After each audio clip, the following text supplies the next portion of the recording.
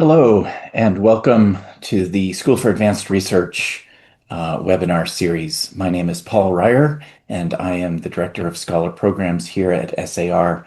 And it's my great privilege today to welcome you to another book talk.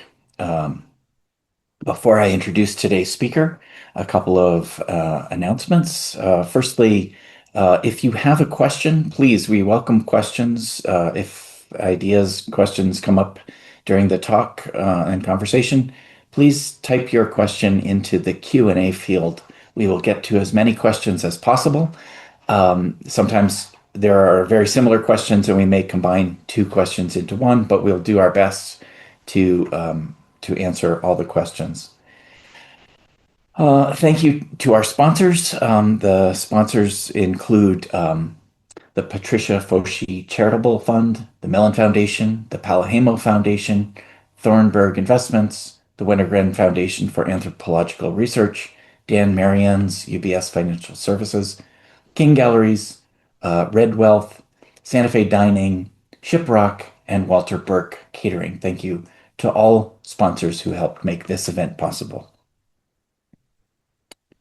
We are going to have a colloquium series starting in January for the current year's fellows. So the first colloquium will be on January 14th. Angela Parker, Dr. Parker, historian from Denver University.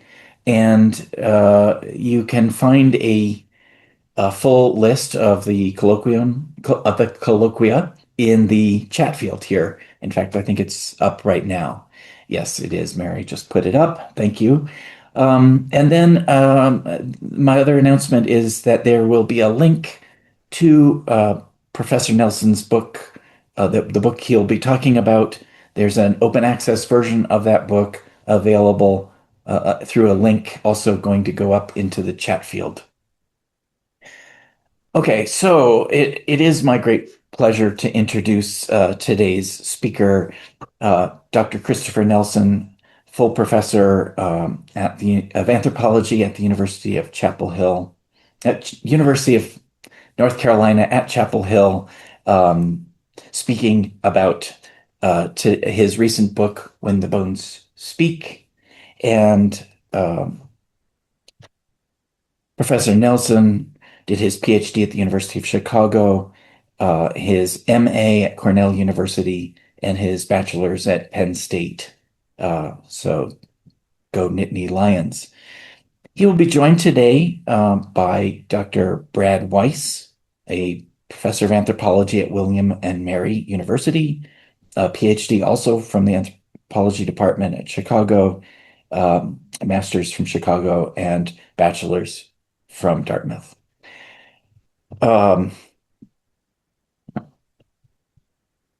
Gentlemen, do you want to join me on screen?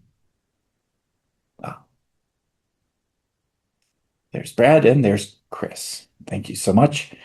I'm going to step back and let the two of you have a conversation. I'll come back at 11:45 Mountain Time and help with the Q&A. So I can't wait to hear the conversation. Thank you. Thank you, Paul.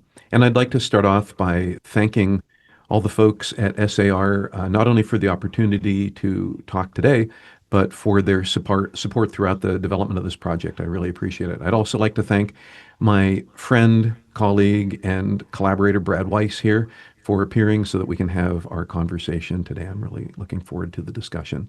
I thought I'd start off a little bit by giving you an idea about what my book is about.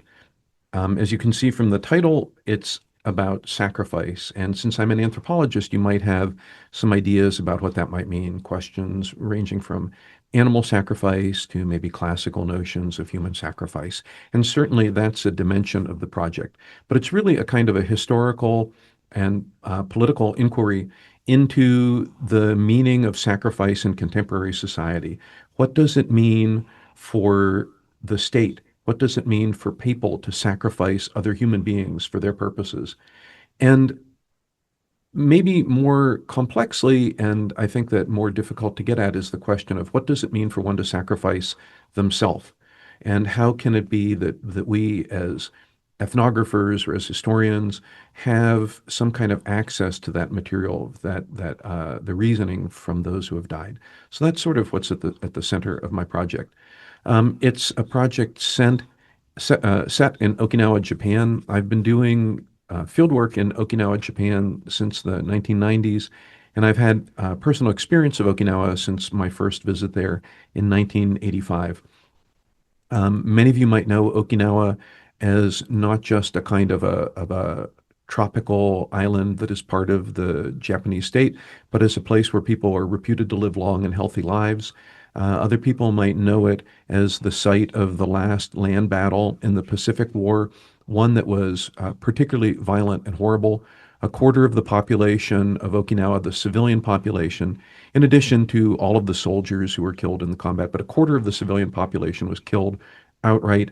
Many more people suffered grievous injuries or died of their injuries or related illnesses after the war. So it was a truly catastrophic event.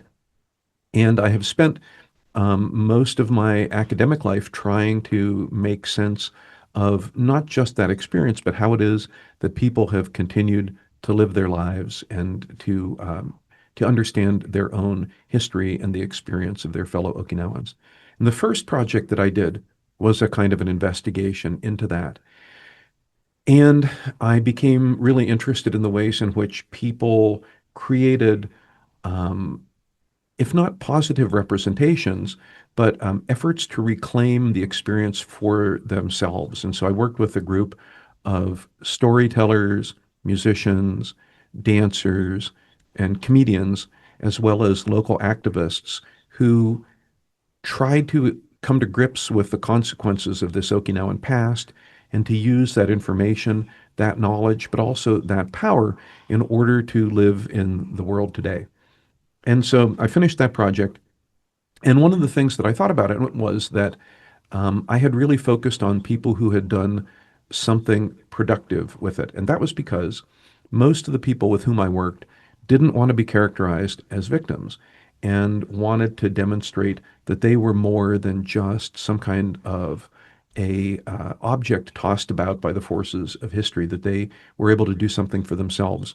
But while I emphasized that, I think that it's important not to neglect the people who suffered immensely because of these kinds of forces. And I thought that I would return with a kind of a second project that would let me look at that dimension of it, the genocidal dimension of the conflict, the catastrophic effects of a conflict like that.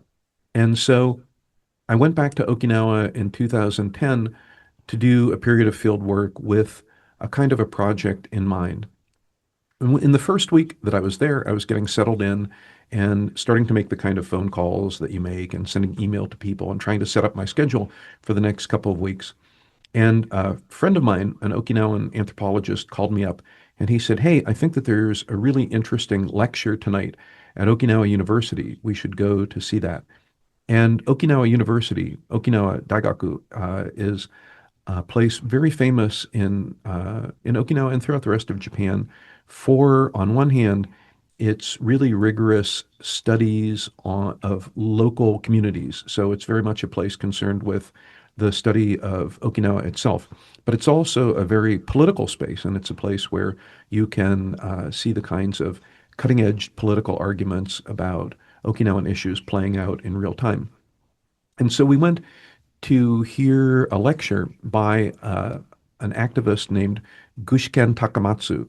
And Gushken was the head of a NGO called Gamafuya. And Gamafuya in Okinawan means something like the cave searchers. And they were created by Gushken in order to search for the remains in caves, in battlefields, in remote fortifications of people who died in World War II, and to ensure that their remains were either returned to their families or properly interred and appropriately and respectfully interred. And so Gushken gave this talk, and he began with a kind of a brief introduction to his work, how it was that he came to realize that what had been a kind of a voluntary effort by many Japanese people, the survivors of the war, the children of people who were either survivors or who died in the war, um, uh, veterans organizations, um, peace activists, a really kind of broad coalition of people who would come to Okinawa every year and search for the remains of the dead. He participated in this as a volunteer, as a kind of a local facilitator, but he came to feel that it was going to be impossible for these people other to do anything other than prolong the effort of trying to recover the dead. Like they would never get to the point where they had fully recovered all of the remains, not simply because of the volume of human remains that are scattered all over Okinawa, but because of the circumscribed nature of their efforts. Like they were going to these famous battlefields and searching for remains in the same places that every other group searched every year. And he thought, it seems almost as if the intent to this is to prolong the effort forever so that people could engage in these acts of patriotic self-sacrifice year in and year out. And he said, it's going to take an Okinawan to look in the places that often go unseen and unsearched to truly recover the remains. So he put together this organization, and they would do this kind of ethnographic and historical project where they would review local records, talk to survivors, talk to the family of survivors, and trying to find places where the unaccounted dead might remain. And so for many years, he and his friends did this, and they might discover, the remains of a person here on the edge of a field or there in an abandoned field fortification. But in 2009, he saw that a new project of urban development was going to be taking place on the northern edge of the capital of Naha. Naha is the capital of Okinawa. And it would involve the development of a massive new urban complex. It would be municipal buildings, um, buildings from the Japanese state, banking facilities, a kind of a new media center, parks, entertainment facilities, shopping centers, and a whole variety of upscale living options. So it's going to be essentially a kind of a new town built on the edge of the old capital. But it was also being built into the center of one of the most ferocious battlefields from the Pacific War, and a place that had been an American residential base since the end of the war until fairly recently. And as they began this construction project, as soon as they started to clear away the soil, they found the remains of many, many bodies of Imperial Japanese soldiers. And so they halted the construction project, and the contractors and developers and state officials tried to figure out what to do next. How are they going to quickly, if but respectfully, recover all the remains so that the project could start again? And into this, Gushken steps up and he says, let me do it. I have the wherewithal to reverently and quickly do this, and I can do it in such a way that we as Okinawans and as Japanese citizens learn something from this experience, but also so that you can continue with your project. And, they went back and forth about this for a while. But Gushken was eventually given not only the permission to do it, but he received a grant from the Japanese state to support his efforts. Well, Gushken felt personally, politically, that it would not be appropriate for him to accept a salary to do this. Like he didn't want to take the pay from the Japanese state to recover the remains of the dead. And while this was all going on, he had read an article in an Okinawan newspaper about the efforts of a Baptist missionary named Yamauchi to create a facility that would give refuge to unhomed and unemployed laborers in Okinawa. And, this was a kind of important issue at the time, given the economy and the ways in which Okinawa is dependent upon both seasonal tourist economies and construction. There's often large groups of people who are put out of work at the same time. And Yamauchi was trying to create a solution to that. So Gushken saw this article and he contacted Yamauchi and he said, listen, I have got a grant to finance the recovery of the remains of the dead, and I'd like to collaborate with you and the people that you're working with to kind of join forces and do this. And so if the people who you are working with would be willing to work in the fields with us to recover the remains of the dead, I'll turn all of this money over to you, and you can use this to continue to develop the facility where they'll live and, where they can be retrained and do other kinds of things. So this alliance came together. The people who were working with Yamauchi kind of enthusiastically agreed to do this, and they came together to do the project. And there's a third feature to this. A very well-known Okinawan photographer and anti-war activist and an advocate for Okinawan autonomy named Higa Toyomitsu was himself reading the newspaper, and he saw an account in the paper about this project that Guishken and Yamauchi had put together and how it was going to be beginning soon to recover the remains of the dead from this battlefield slash construction site. So Higa read this article and thought about it, and he later told me that when he went to bed that night, the spirits of these dead Japanese soldiers visited him and told him that they wanted him to participate in this as well, and they wanted him to photograph their remains as they emerged. And he used this term for it called sashindari. And sashin is the Okinawan word for photograph, shashin in Japanese. But dari is a prefix that is often appended to categories of possession.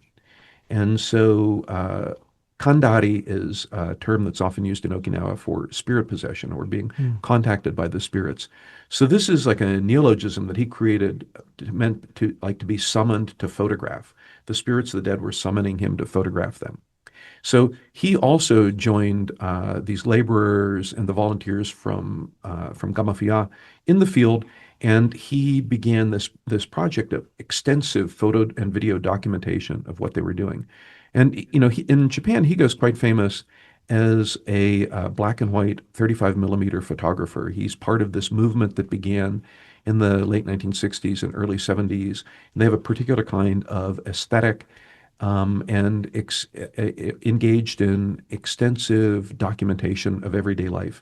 But he felt that these photographic techniques, practices that he was really famous for, were not going to be appropriate for this project. So not only was he going to join the living and the dead in the field to photograph them, but he was going to do it in a different way. And he opted for mostly digital photography and took, an extensive number of photographs every day. And he also did some videography too, something that he had been experimenting with in other projects that he was involved in. And so, these three things came together to document the emergence of the remains of the wartime dead in this battlefield that was being transformed into a new urban center in Okinawa. So this is the ethnographic heart of the project that I did. And as I said, I didn't intend to do that. And I finished listening to Gushken's presentation, and I thought, I have to learn more about this. I have to find out more about this. And so while I was talking with Gushken and trying to work out a way to talk with him some more, my friend, the anthropologist from Okinawa, was on his phone and got me contact information for Yamauchi, the Baptist minister who was engaged in this project, and also for Higa Toyomitsu, the photographer. And, by the time the meeting was over, I had made an appointment to meet Gushken the next day to join him in a field excavation that they were going to be doing to recover what they thought might be the remains of Japanese soldiers and Okinawan civilians.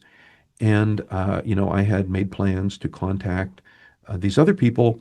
And within a couple weeks, I had really completely switched over my project and began to focus on this instead of what I had originally intended to do. But if you read my book, this only accounts for the final chapter of the book, essentially maybe the final third of the text. And the reason for that is um, I wanted to think about ways in which I could bring my readers along with me through the first three chapters to not only understand how I came about doing this project, but to help you to understand why I thought the project was important. So to share things that I had learned over the course of my research or over the course of my life as an anthropologist or over the course of my experiences as a one-time Marine infantry officer, things that might help you to make sense of this constellation of projects that I thought was really important. And so the final chapter of the book focuses on this. The first chapter is structured around a walk that I took through a faltering shopping arcade in Okinawa.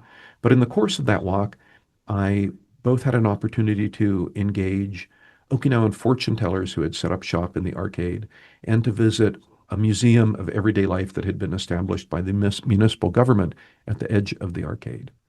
And this seemed to me to be a productive way to begin to think about the particular histories of this place. The next chapter is about a walk through a park in central Okinawa, a place that had been many different things over the course of time, but now held a theater that was showing a play that explored the experience of dead Imperial Japanese soldiers returning home during the Festival of the Dead, decades after their death in World War II, and trying to make sense out of their sacrifice. And so I thought that in and of itself, this play is really interesting. But to see this play that focuses on the experience of Imperial Japanese soldiers returning to Tokyo, to see this performed in a place like Okinawa, I thought would be, doubly interesting. And the next chapter is about the experience of a very famous Japanese artist and avocational ethnologist named Okamoto Taro, and his experiences of not only being an artist interested in places like Okinawa and drawing on themes and motifs from folklore, but being an ethnographer who wrote about his experiences of traveling through Okinawa. Experiences that were seen by many Okinawans as being respectful and exciting, bringing the attention of a famous artist to their own communities, but also seen by many Okinawan activists, anthropologists, politicians as being disrespectful and disregarding the experience of death in Okinawa. So I thought that this was, as an anthropologist who were interested in some of these same themes myself, interested to see what another anthropologist doing the same thing at an earlier time had gone through and what he had set up. And so, I would like to, if you read the book, I'll take you through these three sections, and then, you get to the point where you can look at the final work that I did in a different way, I think. So that's, I think, enough to get you to the point where we're starting off. Or maybe enough to get me to the point where I have something Yeah. to contribute. This is first of all, I also want to thank the SAR, an institution that I have tremendous respect and admiration and personal strong feelings about. So it's really lovely to get an opportunity to speak under the auspices of that institution with Chris, who I feel like I've been talking not just about this work, but about the work of anthropology, my own work, the work of lots of our friends for a very, very long time. So what I'm going to have to say here, in the interest of time, is going to be a little bit more truncated than I might be. I've got lots of commentaries for Chris, many of whom which he's heard previously, and new ideas striking me as I'm listening again to this introduction. But I also maybe just some questions that I think might kick us off and encourage all of you out there to ask questions in the time that we've got too. So one thing that really strikes me about this book, it seems formal as a question or as a dimension of the work, but it's also, I think, quite instrumental and quite foundational to the text itself, and that is the characteristic quality of not just representation, but of enactment in some ways. Chris himself just gave you an overview of how he came to do this work, and it very much involves himself. And what I mean by that is there's a chapter about taking a walk. and coming to various locations and places and encountering and encountering other people, making their encounters with the past, making their encounters with place, making their encounters with one another. And the text never really veers from that engaged orientation. And that's a formal quality, but I think it's also really deeply implicated in the kind of themes of the work. You said just now that your first book was about how Okinawans continue to live their lives and to understand others, and I think that's just a watchword for your own work in so many ways. It's really how to carry on, but also how to understand how other people are doing that. And I know Chris and I had the good fortune of being editors of a very nice journal for a long time, and so we talked a great deal about an ethnographic. What constituted the sort of ethnographic dimension of work. And Chris was always keen to demonstrate the importance of reflexivity, that it's a capacity not just sort of to put yourself in the position of others, but to recognize your own implication in that process, and how the encounter itself sort of produces knowledge and modifies knowledge. I think that's really, really important, that we don't just sort of come in with our categories and say, oh, this is about sacrifice in any self-evident way. As this is not a book that is an attempt to sort of offer a theoretical model of what sacrifice is, nor sort of narrowly focused just on what the Okinawan sacrifice is, or something like that. But it's a really deeply moving and textured. That's what I think is what's really important about it. Textured account of engagements with the past and the questions of accountability that raises, which I think are important features of sacrifice in ways that that he and I have talked about previously, but also I think that are really helpful for potential readers of this book, and I hope that all of you out there will certainly give it a shot. It has I think very, very broad implications for us in the world, as it were, to think through the potentialities of anthropology, but also our own obligations in some ways to one another, and to not just to the communities that we work with, but also to the past in some ways, to the kind of actions that have made us, put us in a position to grapple with these questions. So, I mean, I could pose it as a little bit of a question, which is for later, which is just to sort of think through what it is about reflexivity that you find so compelling, and why you think your work takes that form. It's not a linear text. I mean, I felt that very much. It's funny because I've heard Chris offer this introduction, and this is not the way the text is presented to the reader. It's not presented as like, first I did this, and then this opportunity came up, and then I changed my mind, and I did this other thing. It's helpful to have that as in retrospect in some ways, but it's absolutely not necessary to the form that the text takes, which is really sort of, it puts you right in the middle of things, and in the middle of the experience of being in Okinawa. So one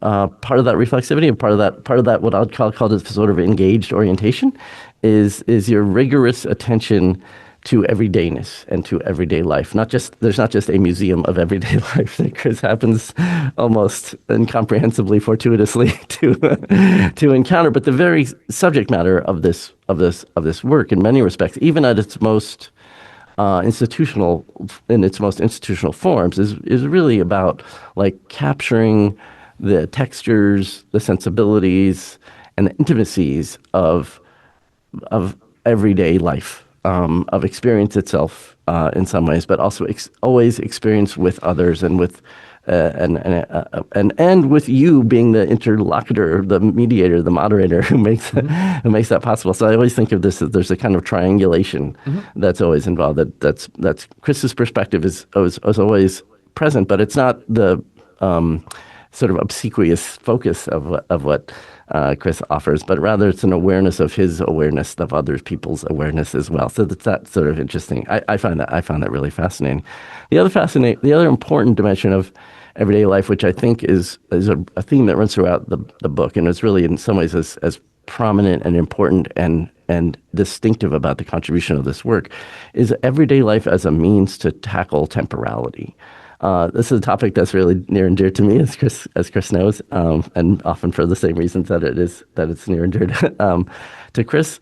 And he has this really fascinating perspective on everyday life, which is that everyday life is full of potentiality, but it kind of masks that potentiality in some ways by its sort of repetitive quotidian character. That is, on the one hand, it seems to be almost entirely predictable, and it lends itself to notions like heritage or tradition, which seem almost atemporal, ahistorical, like, oh, this is just the everyday forms of whatever. But in fact, what Chris shows is that, and he says this at one point in the text, that everyday life allows you to crack open the possibilities of the present moment and see those aspects of of whatever moment one encounters that have not yet been fully realized, and you come to think anew about, wait a minute, do I want to think of myself as an Okinawan who is indebted in some respect to a Japanese imperial past? Is that and having to think through that and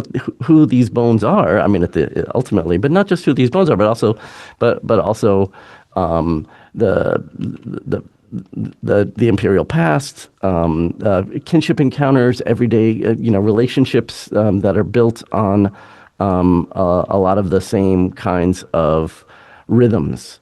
So rhythm again is a Lefebvrean kind of term that I think is really critical for thinking through, again, the way the text is presented, but also the subject matter itself. If we want to understand the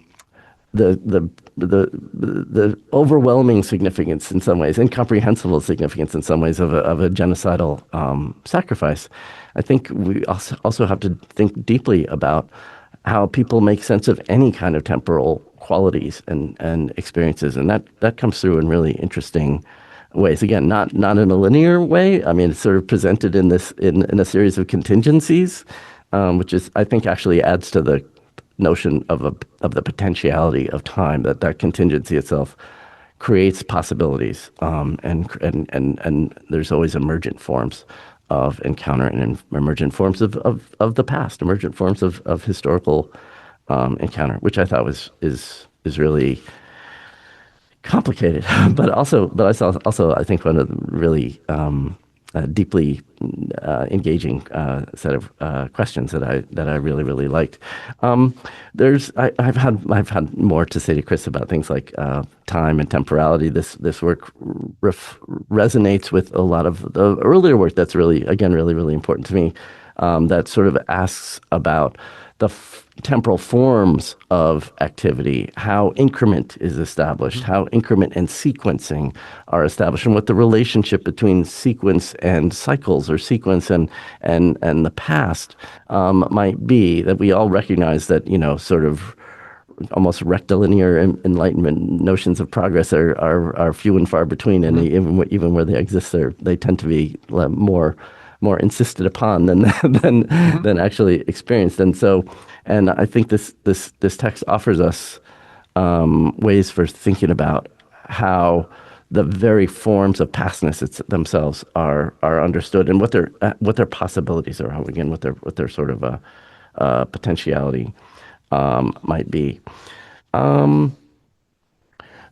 This book is so learned about Japan. I mean, in so many ways that I find so incredibly impressive as somebody who knows almost nothing about Japan, but in the way that Chris really wears these experiences, and not just experiences, but sort of a real profound grasp of the many things that have been said about Okinawa over centuries, and how they might have implications for what's going on. So Taro's is a really prominent figure in the text, precisely because he is like you in so many ways, and you're aware of the distance, but also of the similarity. He also turns out to be a somewhat vilified or marginalized figure within Japanese and Okinawan history. So I thought that I think is again asks us, what is it that we are doing, and what is likely to be the legacy that is born by the interventions that we make today, when future generations think back on, like, what was that person up to, or what were any of us doing? And in some ways, that's a question that I think all of us as anthropologists and ethnographers have to give some consideration to. And here, I think you feel that deep impact in the encounters that Chris describes. That leads me to, I'll probably close on this. This leads me to another question that again it emerges in some ways out of conversations that Chris and I have had in the past, but I think is relevant here. And that is there's a way in which there's both a kind of I think of this as like Okinawa as both the subject and as subjected. And what I mean by that is it's very, very clear. As you said in your first book, I want to look at people who are reckoning with the past and who are grappling with it and being productive in its terms and trying to go on and live a life that is, it was mostly about humor. I mean, that book was very much, was working with stand-up comedians and playwrights and musicians who were performing pieces of theater that were designed to enliven people. And I think that does show that the weight of the past, not that it could be worn lightly, but rather that, now we're going to do something with it. But it's also the case, obviously, that Okinawa has a profound sense of itself. It's a reflexive sense as well of its own having been subjected to a deep and problematic history. One aspect of that question that I thought this is a little bit out of left field, I guess, somehow I think it's relevant. I think what I would call, and very simplistically, like the modernity of Okinawa is really fascinating to me. And maybe this is because I'm an Africanist and the terms, there are some parallels, but there's also some significant differences. In the text, everyone is an ethnographic subject and everyone is an ethnographer. And in some instances, like very careful, rigorous, intellectually engaged and articulate ethnographers or scholars in some ways. And this is because Okinawa has this really interesting history where we're simultaneously sort of marginalized within Japan, and ethnographers would examine Okinawa as sort of evidence of tradition, of the past, of all the things, all the tropes of othering that are characteristic of, especially of a kind of mid-20th century anthropology.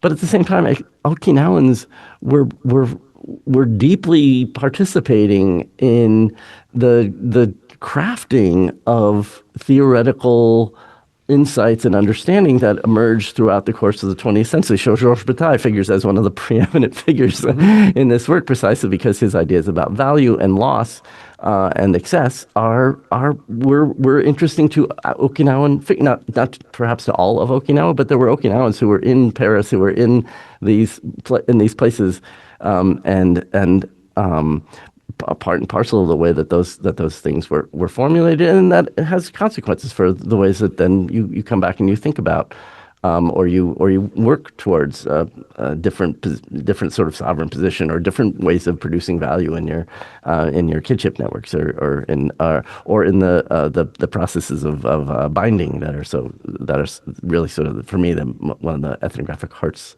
of this work is a sense of Okinawan sense of how to be self-supporting and mutually advocating. And when I think about East Africa, there certainly are figures like Nyerere and certainly Kenyatta who got his PhD with Malinowski, and that's so like, oh, there's a certain kind of parallel there. But it didn't have this. But I don't think of it as having the same sort of community-based implication. So I'm just curious about how Okinawans think about their place in the world and not just their place in this very tragic and again overwhelming, inconceivable in effect, genocidal past, but also how they reconcile that event or the legacy of that event with a broader sense of their place in Japan, but also a place in the world, which is also a place that we occupy. So again, just to bring it back to the issues of reflexivity, I'm probably going to leave it right there. Okay. And it looks like you've got some questions as well, but that's my contribution. All right. Let me attend to a couple of these questions. One, I think interesting is this question of responsibility and accountability. Yeah. And I think often anthropologists deal with this in certain kinds of ways. And there's a kind of a formalist dimension to that, where, it's kind of like a standard pronouncement that you add to the text, like, let me identify myself to you. Yeah. And this is the kind of person I am. This is the kind of background I have. And I think that there is a place for that. I think that that's really an important dimension of it. It's something that I did all the time when I was in the field, where Yeah. not only would I say, hey, I'm an anthropologist from an American university, but also, oh, I'm a former Marine and I was stationed here before.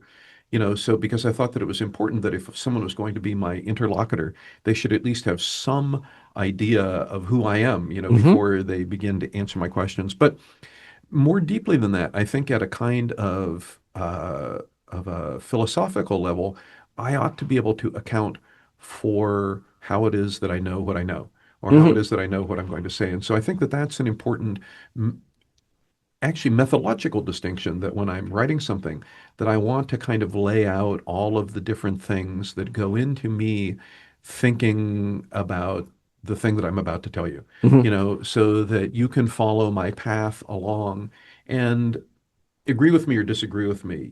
I think that often there's this sense that a good text provides you with empirical material. So if you want to re-theorize it in another way, you can do that. You can use my argument, or you can use my text to disagree with my argument. Mm. But I also want to lay out some dimension of my argument too, so that you can follow my thinking and think about how it is that I came to, come to these conclusions. So I want to try to be, accountable in those ways, like accountable to the people with whom I've worked and accountable to whoever it is that I'm reading or talking to about the kinds of things. So like accountability in a couple of different directions.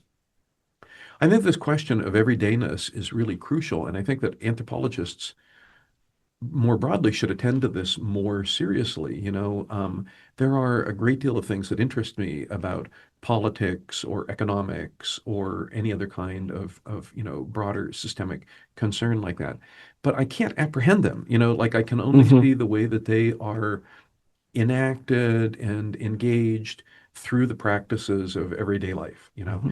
And so it doesn't seem to me that that is a thing that I'm using fieldwork to highlight or fieldwork to counteract in some way, but rather I want to use an engagement with the everyday lives of people to think about how it is that these broader semi-autonomous structures are generated and Hmm. engaged, so that this is like the ground of everything. It's all playing out at the level of everyday life.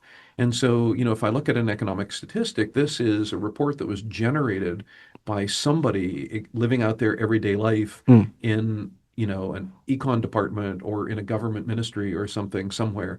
I don't have immediate access to them, so I'm probably not the best person to speak about them Yeah. in any way, but I can tell you something about these people with whom I'm working.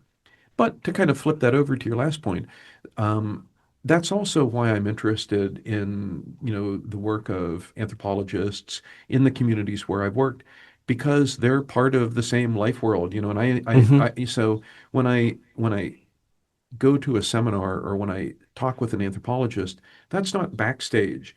That's also part of the life Yeah. world of the people in the community that I'm working with too. And I want to try to think about ways to bring not just myself, but all of these other kinds of spaces in which everyday life is being thought about and theorized and Hmm. history is being understood and recalled. I guess the final thing I wanted to say about temporality, um, in the first project that I did, I was particularly interested in the way in which people tried to pull some dimension of the past into the present. Mm. But the more I thought about that, the more I thought that that actually is like a reconceptualization of temporality that I need to do, and to think about how you can't pull the past into the present because the past is just a representational category. But there's some other kind of field that is available that those kinds of things can be drawn on. And I wanted to Hmm.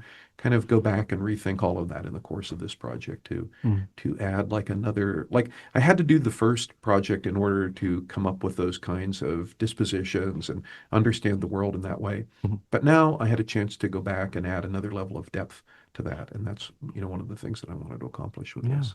And just real quick comments. I think all of us as anthropologists, putatively, or certainly as ethnographers, understand and grasp exactly what you're saying about like um, deep structures are really only graspable in the immediacy of Mhm. of experience, and On the same time, so the everyday life, everyday life is the stuff of what we do. But it's rare that one focuses on everydayness itself as in some ways, an analytic or framework, or to interrogate what it is, what makes something every day, and to see it as more, again, not more than just sheer repetition, more than simply um, or more even than like habitus or practice or something like that. But the dimensions of that are all in there. But I think this to see it as laden with potential and possibility is really important.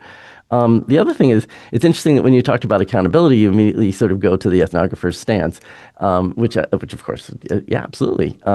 But I think the question of sacrifice is also one of accountability. That is, it's very, very clear that Okinawans are. I read this text as like they're retrospectively understanding their presence today as the consequence of a tremendous sacrifice. And so sacrifice and accountability are sort of hand in glove. I mean, understanding that you are the beneficiary in some ways, or the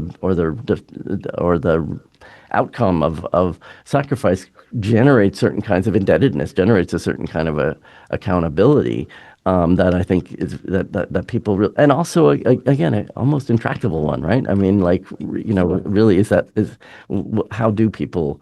I think that retrospective question, and I think that the sort of collective level of accountability is really important. So one thing I would add to that then is that one of the things that I found a possibility to consider in this project was the way in which the sacrifice could also reconsider their the questions of their practice in order to reimagine their own accountability. That a sacrifice made in World War II was not closed, that it remained open, Right. and that it could be reconsidered and reevaluated and reformulated in some way. Yeah, yeah. That's great. It certainly gives people a new way of relating to the dead and to feel, I mean, it doesn't, in some ways, it doesn't lay as a heavy burden on people so much as it lays like, we could do something about this. We could, to being possessed by photography or hearing the bones speak they become subjects and interlocutors in a way that's not just like this burden that forecloses any possibilities. Yeah. So, Paul.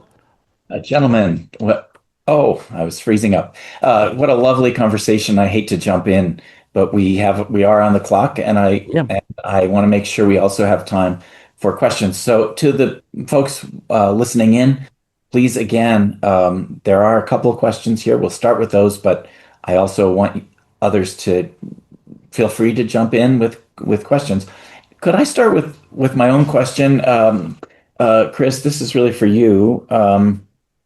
I'm curious whether, as you watched the way that people treated the bodies, the bones that they were finding, were there distinctions that people made, Okinawans made, and different participants made between the bodies that they identified as imperial soldiers versus Okinawan civilians? Were there any patterns there that were notable, or was it kind of not a priority for people?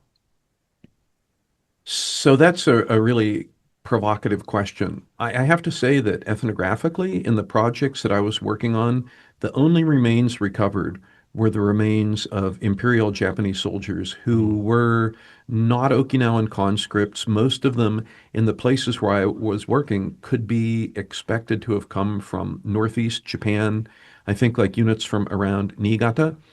And so I didn't actually work with the recovery of any Okinawans.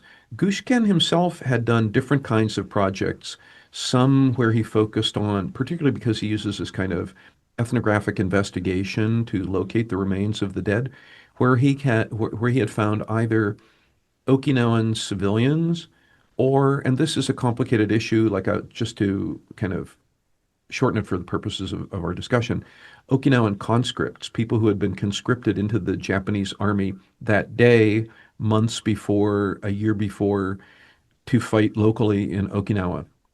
And so, he had worked with those people. And in that case, it's quite complicated to think about what he did with their remains. In in very few of the cases that I've discussed are the remains returned to the surviving families.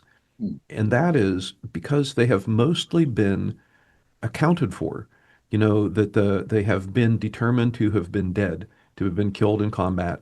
by the state, and the families are receiving pensions as a result of their heroic sacrifice. And so that, every funeral has been done, mourning has taken place, um, and so that when their remains are recovered, they're typically returned to a national ossuary where they should be anyway. Like it's from the perspective of the state, this is where the remains of all of the heroic dead ought to be. So they're being kind of reunited with their comrades by being returned to that. And a lot of what takes place then in the course of these practices are what happens in that moment between when the remains are recovered and when they're returned to the authorities that put them in this ossuary. Oh, interesting. I hadn't even realized there was a third category, the conscripted Okinawan soldiers. The nuances are terrific. Let me move to people's questions. I'm happy to read these. And the first is an anonymous question.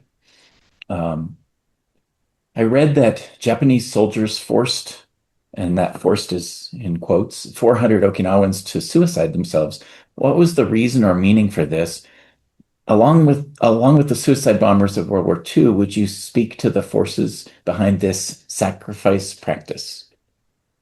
That's a very good question. And in many ways, that's the question that organizes my whole book. So I think that there's uh, some limitations to what I can say about all of that in a way that will do justice to the complexity of your question.